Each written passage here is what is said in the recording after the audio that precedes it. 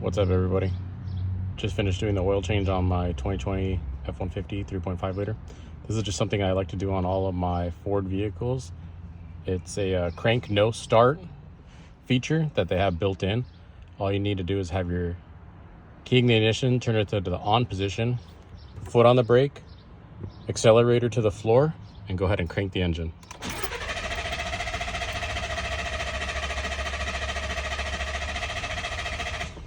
Doesn't allow the vehicle to start.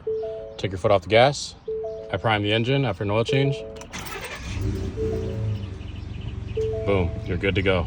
Hope this helps. Just something I like to do to know that I didn't run the engine dry for any period of time.